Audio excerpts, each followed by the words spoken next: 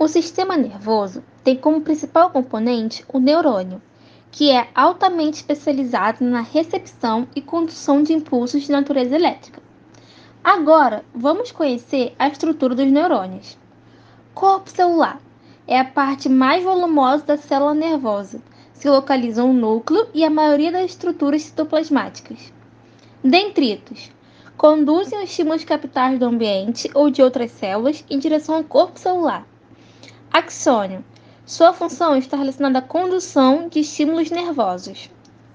Há também os tipos de neurônios, que são sensitivo ou aferente, que são responsáveis por conduzir a informação da periferia em direção ao sistema nervoso central. Motor ou eferente, que são responsáveis por conduzir informações do sistema nervoso central em direção à periferia. E tem os interneurônios, que recebem informação de outros neurônios e transmitem essa informação para outros neurônios. Também fazem parte do sistema nervoso as células da glia. As células da glia atuam como células de suporte aos neurônios e elas apresentam diversas funções. Entre elas estão a proteção e a nutrição dos neurônios. Diante disso, o sistema nervoso pode ser dividido em sistema nervoso central e sistema nervoso periférico. O sistema nervoso central é formado pelo encéfalo e medula espinhal, sendo que no encéfalo estão contidos o cérebro, cerebelo e tronco encefálico. O cérebro divide-se em telencéfalo e diencéfalo, e o tronco encefálico irá se dividir em mesencéfalo, ponte e bulbo. O encéfalo é envolvido por membranas denominadas meninges, que têm por função proteger o encéfalo e a medula de choques mecânicos. Essas três meninges são chamadas de dura mater, pia mater e aracnoide. Já a medula espinhal é a parte mais extensa do sistema nervoso central e tem como função promover a comunicação entre o organismo e o sistema nervoso, sendo também responsável por coordenar os reflexos. Anatomicamente, o cérebro pode ser dividido em dois hemisférios, o lado direito e o lado esquerdo, os quais estão ligados pelo corpo caloso.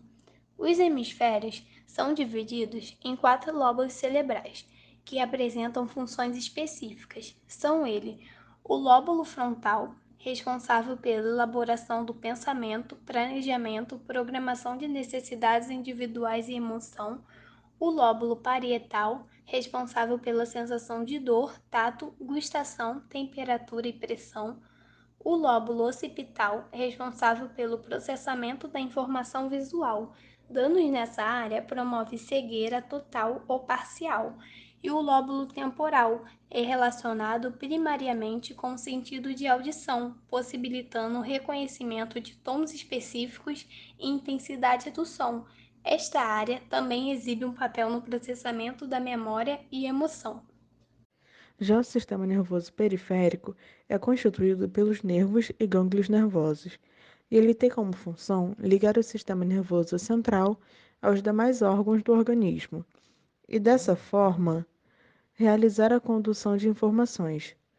Os nervos podem ser classificados de acordo com sua origem, podendo ser nervos cranianos, constituídos por 12 pares de nervos ligados ao encéfalo, e nervos espinhais, constituídos por 31 pares de nervos ligados à medula.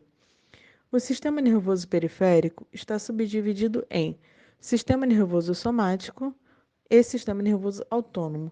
O sistema nervoso somático controla as ações voluntárias do corpo, ou seja, aquelas que estão sob controle do ser humano. Já o sistema nervoso autônomo vai ter uma ação involuntária, controlando as glândulas, os músculos lisos e cardíacos. O impulso nervoso que percorre a célula nervosa se dá por modificações químicas e elétricas que ocorrem em seu meio interno. A sinapse é a região localizada entre os neurônios, na qual agem os neurotransmissores, ou seja, é por intermédio dela que a informação é transmitida de uma célula para outra. Seus neurotransmissores atuam liberando adrenalina e noradrenalina, e o sistema nervoso autônomo ainda está subdividido em duas partes: sistema nervoso simpático e parasimpático.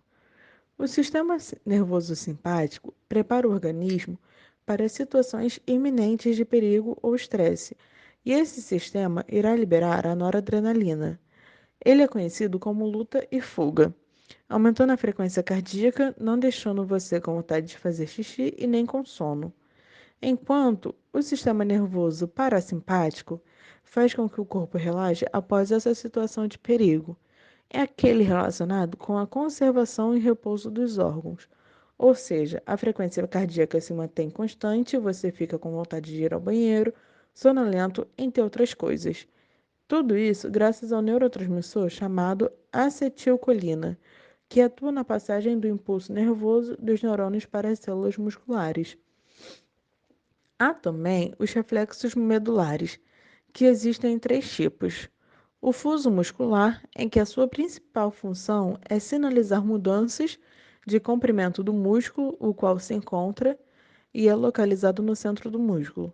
O órgão tendinoso de Golgi, que durante a contração muscular descarrega um impulso nervoso capaz de inibir a contração muscular e provoca o relaxamento do músculo. E também temos o arco reflexo, onde receptores de dor detectam estímulos dolorosos. E esse reflexo de retirada acontece, por exemplo, quando espetamos o dedo em algum objeto afiado.